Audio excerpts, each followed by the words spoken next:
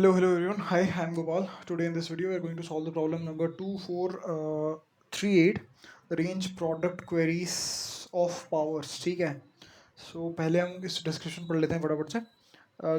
Given a positive integer n, there exists zero indexed array called powers composed of the minimum number of powers of 2 that sum to n, vary sorted in non-decreasing order, and there is only one way to form the array. Okay. You are also given a zero indexed 2D integer array, that is queries, where queries of I is equal to left I and right I, left I comma right I. Each queries I represents a query where you have to find the product of all the powers j, with j ranging from left I to right I. Return an array answers equal in length to queries, where answer I is the answer to the ith query. Since the answer to the ith query can be too large, each answer I should be returned modulo 197. This is a prime number. ठीक है. Let's just discuss what they are asking, what they have given for us. तो इसमें बोल रहे हैं कि हमें एक n नंबर गिवन है, एक इंटीजर बेसिकली गिवन है.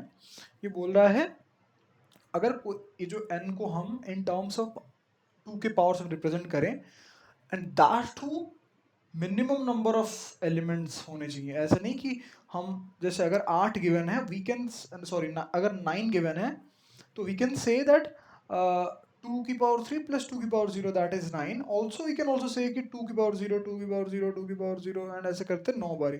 ये कह रहा है कि मिनिमम नंबर ऑफ 2 की power elements, minimum number of elements that are power of 2, that are some power of 2,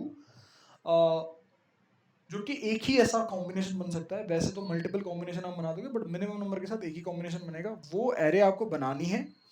अब वो एरे में से एरे पर आपको क्वेरीज जो गिवन है ये चलानी है, ये क्वेरीज एरे चलानी है. ईच क्वेरी में क्या डिटेल मेंशन्ड है कि एक लेफ्ट इंडेक्स है, एक राइट इंडेक्स है.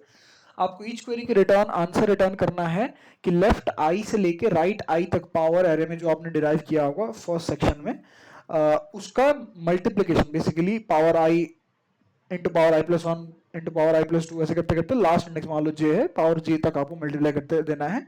और आपको ऐसे ही आंसर्स का एक वेक्टर बनाना है जिसमें हर क्वेरीज के रिस्पेक्टिव आंसर्स आप नोट करके रिटर्न करोगे. और ये बोल रहा है कि जो पावर्स आप मल्टीप्लाई करोगे that can exceed the range of integer और समथिंग, दैट इज ज़्यादा बढ़ जाएगा. इंटीजर क्या लॉन्ग कुछ भी हो सकता है, विल सी इट फर्दर. तो इसीलिए वो बोल रहा है कि आप प्राइम नंबर 199+7 को एज ए मॉड्यूल यूज करके लो. तो फटाफट से हमने ये देख लिया. तो मैं कहूंगा कि इस क्वेश्चन को इस तरीके से ट्रीट करते हैं. देखो आप क्वेश्चन पढ़ोगे ना, तो क्वेश्चन मैंने जो सोचा मैं अपना पर्सनल वो बताऊंगा. आपको अगर कुछ अलग सा अप्रोच आया होगा तो प्लीज शेयर करना मुझे.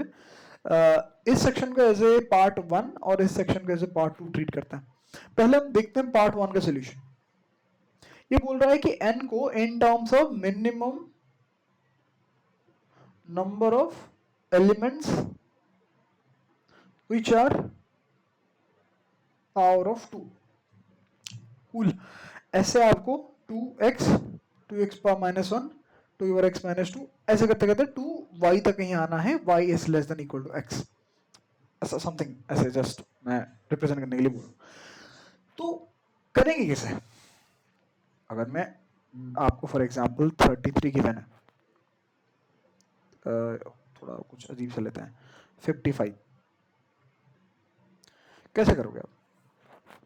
मैंने कहा पहले हम देखते हैं कि ये नंबर कितना, कौन सा ऐसा एलिमेंट से बन सकता है, कौन सा ऐसा एलिमेंट कवर कर रहा है जिसका, I mean let me reframe it again.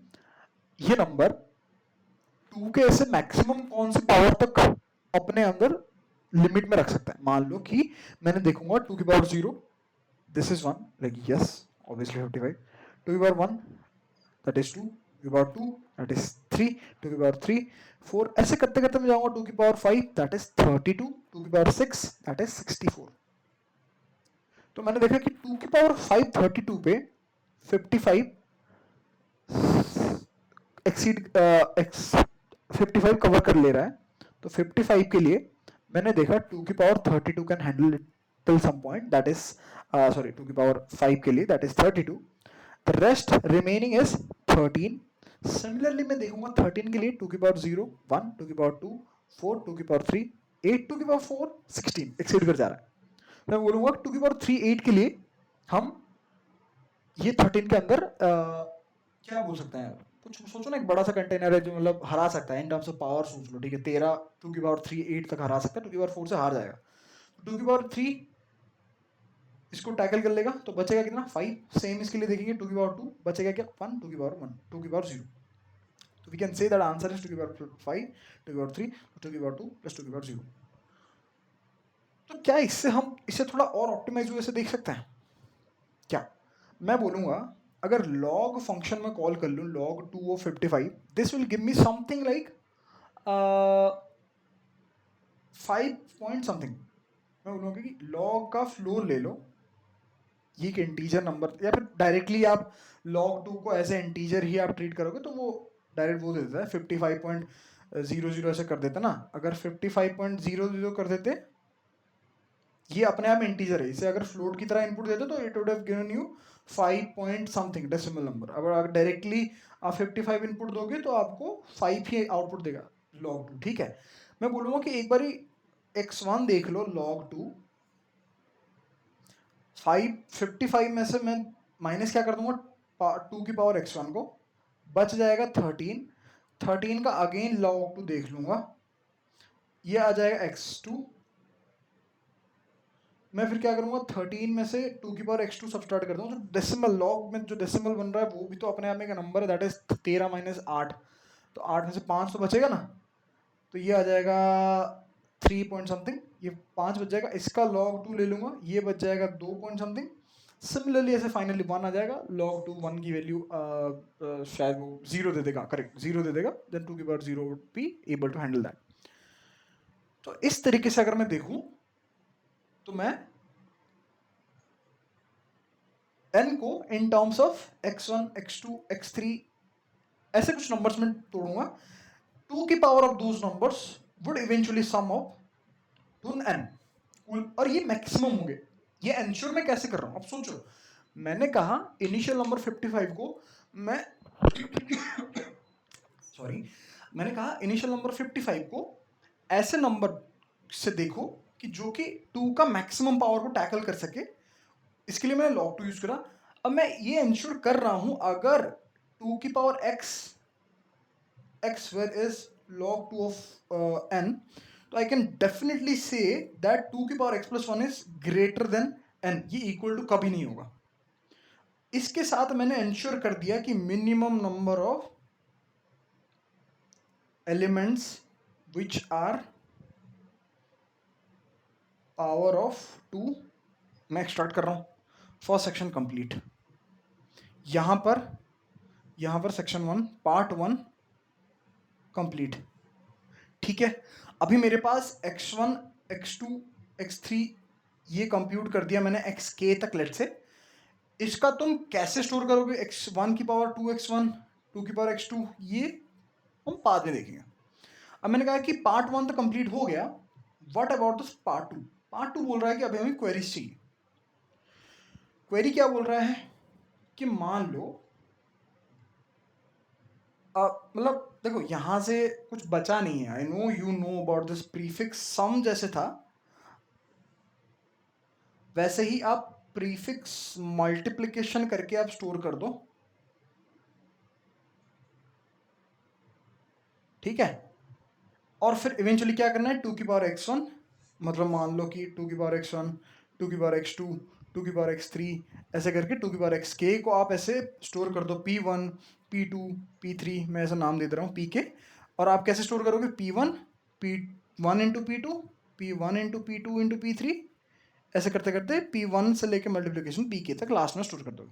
बस इस मेथड से आपको ये ध्यान रखना है, जब p1 इंटू p2 कर रहे हो you need to make sure कि p1 modulus 1e9 plus 7 into p2 modulus 1e9 plus 7 modulus 1e9 plus 7, ये करते रहो वरना ये ओवरफ्लो कर जाएगा, ठीक है। ओवरफ्लो कैसे करेगा, अब देखो x1 की वैल्यू जो हम लिख रहे हैं कि फैक्टर है 2 की पावर जो है क्या क्या हो सकता है, 31, 32, सॉरी कुछ मान लो ना, जैसे 2 की पावर, आपको ये पता होगा शायद, 2 की पावर 30 इज अप्रोक्सीमेटली 1 ही 9। मैं ऐसे मान के चल रहा हूँ 2 की power 31 exits the range of int max. मैं मान रहा हूँ कि x1 यहाँ पे 30 हो सकता है, यहाँ पे 29 हो सकता है, यहाँ पे 28, 27, 26, ऐसे करते करते जाएगा। अब जब मल्टीप्लाई करोगे 2 की पावर x1 के बाद, दैट बिकम्स 2 की पावर x1 प्लस x2, मतलब 2 की power 59, then it can be 59 plus 28, that is 87, plus 27 can be 114, 2 की पावर ये सब बढ़ जाएगा, 2 की पावर 114, समझ रहे हो? मतलब क्या है, 2 की पावर 10 का 10 गुना है, मतलब 10 की पावर 3 इंटू 10, दैट इज 10 की पावर 30। तो आप समझ रहे हो ना कहाँ तक हम जा रहे हैं। लॉन्ग लॉन्ग की वैल्यू 10 की पावर 18 होती है, और 10 की पावर 13 तो आप सोच लो। तो इसीलिए आपको ध्यान रखता है मॉड्यूलस एमडी करता हुआ जाना है, वरना आपकी जो वेरिएबल है that you won't be able to store in it. ठीक है, अब मैं थोड़ा सा पेजेस ऐड कर लेता हूँ।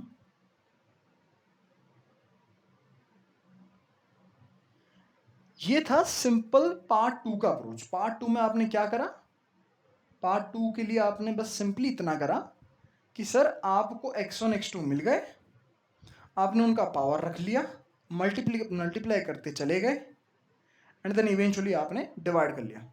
बट इससे कुछ हमें ज़्यादा फ़ायदा होगा नहीं। अब मैं इस चीज़ का अब सोचना कि जब पावर 1 इंटू पावर 2 है, इवेंचुअली जाके जब power 1 into power 2 into power 3 into power 4, आपको कोई बोलेगा यहाँ से यहाँ तक का रेंज, मतलब ये सोचो P1, P2, P3, अब इन दोनों का रेंज आपको चाहिए था। अरे मैं क्या कह रहा हूँ, मैं कह रहा हूँ कि P1, P2, P3, P4, P5, आपको बोलेगा कि यहाँ तक का रेंज बताओ, तो बोलोगे कि यहाँ पर P3, P4, P5 दे दो, ठीक है। बट P3, P4, P5 तो हमने ऐसे स्टोर नहीं करा, हमने क्या करा है, यहाँ पर हम बोलेंगे कि यहाँ पर P1, P2 है, यहाँ पर P1, P2, P3 अगर होता देन वी कुड हैव, यहाँ हमने क्या स्टोर कराया था, P1, P2, P3, P4, P5, अगर ऐसा स्टोर कराया होता तो P1, P2 को डायरेक्टली हम यहाँ पे ऐसे करके माइनस कर देते। बट क्योंकि मॉड्यूलस हो गया है, मॉड्यूलस का रिक्वायरमेंट तो आपको पता चल गया कि ऐसे 31, 30, 29, तो आई डोंट थिंक कि अब P1, P2 की P1, P2, P2, P3 की वैल्यू जो है, आप समझ रहे हो ना कि P1, P2, P3, P4, P5 divided by P1, P2 is not equal to P1 modulus M multiplied with P2 modulus M multiplied with P3 modulus M। जिस तरीके से आपने मॉडुलस लेके P5 तक पहुंचे होंगे, ये वो चीज़ नहीं है, समझ रहे हो? ये आ जाता है फिर इनवर्स एक्सपोनेंशिएशन ऐसा कुछ करके है, बाइनरी इनवर्स मॉड्यूलस फंक्शन ऐसा कुछ कॉन्सेप्ट आ जाता है फिर, ठीक है। 1/P1 का एक अलग होता है कि m की पावर -2 हो जाता है, इसका अलग कॉन्सेप्ट में चले जाएंगे। तो better approach would be, efficient approach would be, efficient as well as the correct approach, there is this thing called binary exponentiation। मैंने कहा ये छोड़ो, बाइनरी एक्सपोनेंशिएशन छोड़ो, बाइनरी एक्सपोनेंशिएशन के बारे में सोचो ही मत। मैंने कहा कि boss x1, x2, x3, xk तक मल्टीप्लाई करने में इशू, मतलब पावर्स निकाल के मल्टीप्लाई करने में इशू है। बट मैंने कहा कि सिर्फ नंबर्स तो मेंटेन कर सकते हैं ना, दैट मीन्स 30, सॉरी ऐसे करके 1, 2, 3, 4, 5, 6, 7 ऐसे करते करते 30 तक हम एटमैक्स 30 तो जाएगा, क्योंकि आप अगर कंस्ट्रेंट देखो तो कंस्ट्रेंट सेज कि 1 ही 9 है, तो आपको एटमैक्स जो पावर जाएगा एक्स के 30 तक एटमैक्स चला जाएगा, 30 या 31 समथिंग समवेयर अराउंड दैट। तो x1, x2 अगर ऐसे हैं मैंने कहा आप क्या करो, प्रीफिक्स सम ले रखो, x1 x2 plus x1 x1 plus x2 plus x3 plus comma x1 plus x2 plus x3 plus x4, ऐसे करते करते x1 से लेके xk तक आपके पास सम्स होंगे। प्रीफिक्स सम की बात चल रही है यहाँ पे। Prefix sum of what? Prefix sum of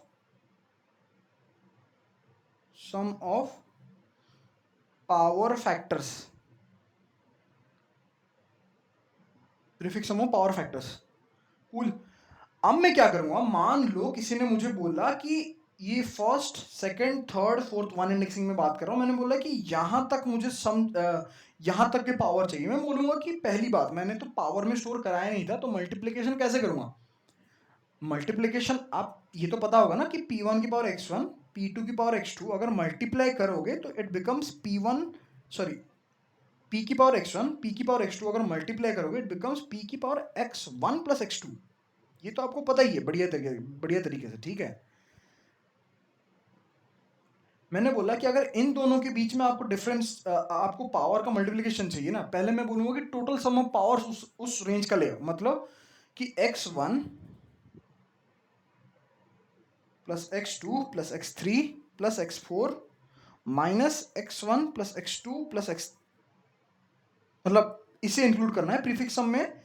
अब क्या बोलोगे, अगर प्रीफिक्स ऑफ आर पूछा है minus prefix of L minus one करोगे, मतलब हमें यहाँ पर जो अननेसेसरी है 1 और 2, इससे पहले तक के जो भी थे वो सारे मेरे लिए अनवांटेड है फॉर दिस थिंग, ठीक है।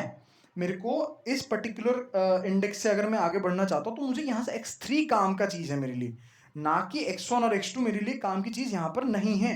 तो मैं क्या करूँगा, इनसे मैं पहले इसे सब्ट्रैक्ट करूँगा, मतलब इनका तो सम ऑलरेडी इसमें रिफ्लेक्ट हो रहा है, मैं इनका सम नेग्लेक्ट करने के लिए मैं क्या करूँगा, prefix of l minus one करूँगा, that is x1 plus x2। तो मैं क्या करूँगा, x1 plus x2 plus x3 plus x4 में से x1 प्लस x2 जब माइनस कर दूंगा मेरे पास बचेंगे x3 प्लस x4। तुम बोलोगे सर x3 प्लस x4 का क्या करना है भाई? इवेंचुअली ऐसे ऐसे जब 0 से k तक कोई पूछ लेगा तो इवेंचुअली तो पावर्स ऐसे ही आएंगे, तो उसका पावर कैसे निकालेंगे? 30 प्लस 29 प्लस 28, इनिशियली तो मल्टीप्लाई कर लेते पावर निकल जाता, पर मल्टीप्लिकेशन का वो दिक्कत हो जाता क्योंकि मॉडुलस ले लेते, डिवीजन में वो इशू हो जाता। अब इसका कंप्यूट कैसे करेंगे? यहां पर इंट्रोड्यूस होता है the concept of binary exponentiation. The concept of binary exponentiation, that is the topic that we are going to discuss today. So binary exponentiation क्या बोलता है? बोलता है कि देखो, एक तो है a ऑफ n को निकालने का सिंपल तरीका, a into a into a into A this करके कितना टाइम,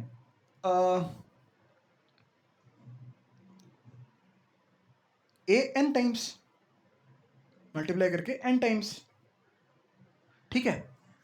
आई मीन देखो, कोई दिक्कत नहीं होगा आपके लिए कि आप अगर 1 से लेके 30 तक का सम हर क्वेरी में भी पूछ ले तो that will be 30 into 31/2 15 is 5 60 605 times आपको आइटरेट करना पड़ेगा। This is not a bad time something, ठीक है, और this is bad time velocity, yes yes yes this is bad time velocity. मान लो कि अब ये 6e2 बन गया है ना, आपके पास क्वेरीज कितने हैं? आपके पास नंबर ऑफ क्वेरीज क्या है? Number of queries let it be minimum something, number of query length is 1e5। अब 1e5 है और अगर 6e2 है तो आप कैसे करोगे?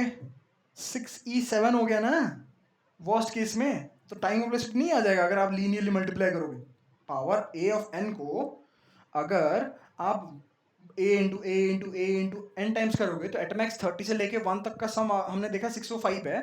605 और 1e5 queries that will lead to 6e7 time velocity.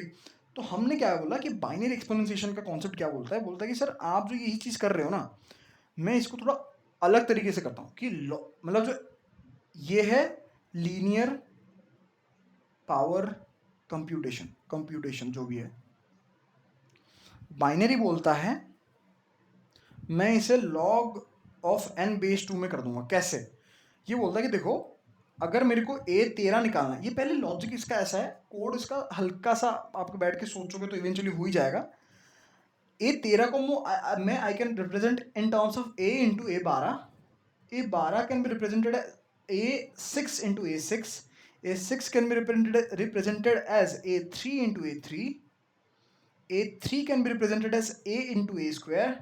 A square can be represented as a into a. ये बोलता है कि जो तुम और a can be represented as a, तुमने जो ए से ए स्क्वायर निकाला, अब एक सेकंड के लिए बस सोचो कि ए की वैल्यू 32 थी. इवन मतलब जो प्रॉपर पावर ऑफ 2 बन जाएगा. ये कैसे बनेगा? 16 का स्क्वायर. ए 16 कैसे बनेगा? ए 8 का स्क्वायर. ए 8 कैसे बनेगा? ए 4 का स्क्वायर. ए 4 कैसे बनेगा? ए 2 का स्क्वायर. ए बनेगा ए का स्क्वायर. अब खुद सोचो, log 2 ऑफ 32 क्या था? It was 5 point something. अब इसका काउंट करो कितना इटरेशन हुए. 1 2 3 4 5. log 2 ऑफ n टाइम में कर दिया ना इसने. अब इसी का ही जो ऑड पार्ट है ना, जहां जहां ऑड बन रहा है, अब जैसे हमेशा तो 32 नहीं होगा, ऑड का भी मतलब जो नॉन डिविजिबल पार्ट भी रह जाएगा बाई 2 से. अब उसके लिए क्या कर रहा है, देख रहा है जहां पर भी A3 मतलब ऑड नंबर आता है उसमें एक एक्स्ट्रा A मल्टीप्लाई कराता है. ठीक है, जहां पर भी A ऑड नंबर आता है उसमें एक एक्स्ट्रा A मल्टीप्लाई कराता है. इसका कोड बेसिकली देखोगे तो इसी का ये पहले ए एन है, यहां से यहां पहुंचे, इसको रिवर्स ऑर्डर में लिखने के लिए बोलता है. देयर इज दिस मतलब बोलता है कि अगर just give me a moment.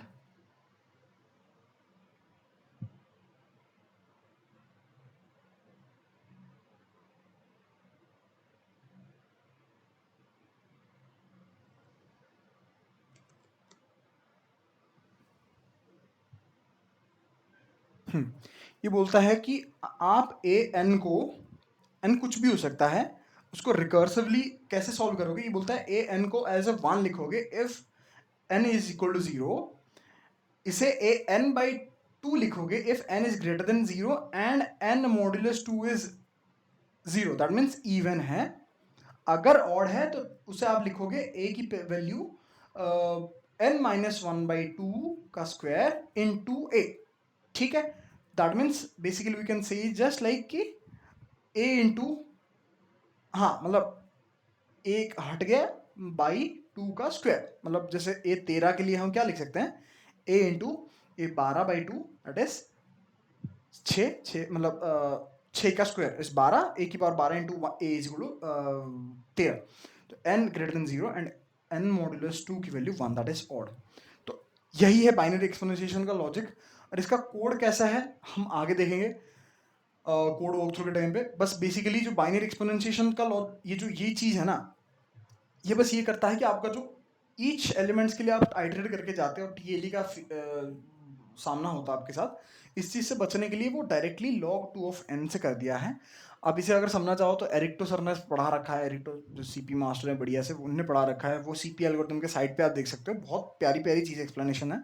But उसका जो क्रस्क है, जो उसका जेस्ट है ना, वो इससे जैसे बैक ट्रैक करके आप यहाँ पे पहुँचे हो, इसी को ही उसने लिखा. अब ये बोलता है कि कैसे, मान लो रिजल्ट में हमें आंसर मिलेगा. ये क्या बोलता है, रिजल्ट में आप इनिशियली 1 स्टोर करो और जो ए है, ए को एज ए फैक्टर जिसका हमें पावर निकालना है, ये बोलता है पावर फैक्टर जो है उसे मान लो फॉर एन इंस्टेंस 13 है. 13 ये बोलेगा कि अगर 13 है, पहले तो आप रिजल्ट में जो भी वैल्यू है उसमें ए मल्टीप्लाई कर दो. अभी रिजल्ट बन गया, अभी रिजल्ट क्या बन गया,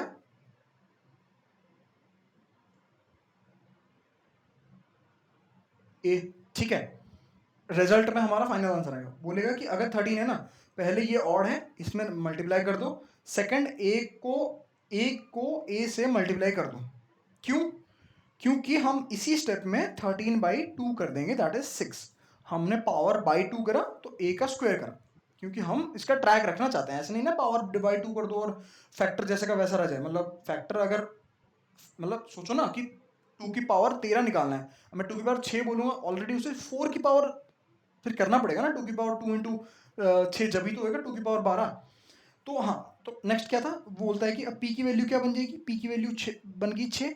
ये बोलता है ऑड है तो रेस्ट को रेस्ट ही रहने दो, ए को ए से मल्टीप्लाई करो. That means A square is now become a fourth, ठीक है। 6/2 नाउ बिकम 3। ये बोलता है कि p की वैल्यू क्या है, 3 है, ये ऑड है। दैट मीन्स रिजल्ट की वैल्यू अभी बन गया, रिजल्ट इनिशियली क्या था, रिजल्ट इनिशियली था a, इसमें अब जो भी है a करंट जो भी वैल्यू है, a की वैल्यू क्या है 4, that means a multiplied with a4 is equal to a5 बन गया रिजल्ट। a4 को अगेन उसका पावर 2 से बढ़ा दो, that means a4 is now a8, और आप 3 को डिवाइड बाई 2 कर दोगे, इंटीग्रल डिवीजन चल रहा है तो 1 हो जाएगा। p की वैल्यू इज नाउ 1, और रिजल्ट की इसी बोलेगा कि ऑड है, तो आप रिजल्ट को मल्टीप्लाई कर दो a से, मतलब a की जो भी वैल्यू चल रहा है दैट इज a8। अब बोलोगे कि a5 था, उसमें a8 मल्टीप्लाई कर दिया, now I am getting the result in terms of a13। अब इसके बाद कोई फर्क नहीं पड़ेगा क्योंकि a की वैल्यू 8 मतलब जो भी है वो मल्टीप्लाई होके a16 बनेगा, but we are it's going to be of no use क्योंकि a/1/2 इज बिकमिंग 0। तो पावर अब जो नेक्स्ट आइटरेशन में 0 बन जाएगा, और इस यहाँ पर हम रुक जाएंगे। तो इस लेवल पे आके रिजल्ट की वैल्यू क्या हो गई, इवेंचुअली a की वैल्यू 13 ही हो गई। होप यू अंडरस्टूड इट, ठीक है। तो फटाफट से हम कोड देखते हैं क्या बोल रहे हैं, हमने क्या करा, this is the part 1, this is हम पावर्स में स्टोर कर रहे हैं। हमने क्या करा कि जब तक हमारा जो n है पार्ट 1 के लिए हमने क्या चाहिए था, मैक्सिमम पावर ऑफ 2 जो कंटेन कर सकता है करंट n वैल्यू में।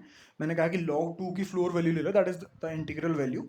पुश बैक कर दो फैक्टर, मैंने x1 x2 x3 ऐसे स्टोर करा है, ना कि p ऑफ x1 या फिर 2 ऑफ x1 2 ऑफ x2 ऐसा नहीं स्टोर करा है, ठीक है। x1 x2 x3 जो भी है स्टोर करा दो, और मैंने क्या करा एक्सपोनेंशियली उसकी 2 को पावर को निकाला थोड़ा एफिशिएंसी के लिए, माइनस कर दो। अब मेरे पास जो x1 x2 आया होगा ना, सबसे बड़ी वैल्यू आई होगी, सबसे बड़ी जैसे 5 आई थी, फिर 4 आई थी, फिर 3 आई थी, ऐसे आई होगी। तो मैंने क्या करा, इसे सॉर्ट कर दिया, 3 4 5 ऐसे कर दिया रिवर्स ऑर्डर में, ठीक है। सॉर्ट कर दिया। Now what I am getting is, मैंने इसे प्रीफिक्स सम कर दिया, जैसे जैसे हमने डिस्कस किया स्ट्रेट फॉरवर्ड। अब मैं क्या कर रहा हूँ, हर क्वेरीज पे ट्रैवर्स कर रहा हूँ, उसका लेफ्ट इंडेक्स राइट इंडेक्स निकाला। अब मैंने प्रीफिक्स सम की जो भी लॉजिक है कि हमें i से लेके j तक चाहिए, तो प्रीफिक्स सम ऑफ j पे जो भी वैल्यू है उससे सब्ट्रैक्ट करूंगा i prefix sum of i minus 1 तक की जो भी सम बना था, 0 से लेके i माइनस 1 का सम i p of i minus 1 में, उसकी इंपैक्ट p ऑफ j से सब्ट्रैक्ट नलीफाई करने के लिए लेफ्ट -1 माइनस कर दिया। मैं बोलूँगा कि अभी जो p की वैल्यू है उसे एक्सपोनेंशियल फंक्शन को कॉल करो, जिसमें 2 ऐसे a ट्रीट होएगा, यहाँ पर a 2 है, b हमारा p है, और जो भी एक्सपो फंक्शन हमें दे रहा है करंट वैल्यू, उसे आंसर पे पुशबैक करेंगे और आंसर रिटर्न कर देंगे। बहुत स्ट्रेट फॉरवर्ड है यार, I don't think you we are going to face any challenges. बस ये अगर जिसने नहीं पढ़ा binary exponentiation, it's going to be अच्छा थिंग आपके लिए। तो मैंने क्या करा, लॉन्ग लॉन्ग ए लिया, लॉन्ग लॉन्ग बी लिया, because multiplication in terms of, या तो आप ध्यान रखोगे कि यहाँ पर मॉड्यूलस, यहाँ पर मॉड्यूलस, हर केस में मॉड्यूलस लो, थोड़ा सा एक स्टेज के लिए थोड़ा बचने के लिए लॉन्ग लॉन्ग कंटेनर रख दिया है मैंने। Result initialised with 1, this is for the safe side, but for this particular case we don't need it.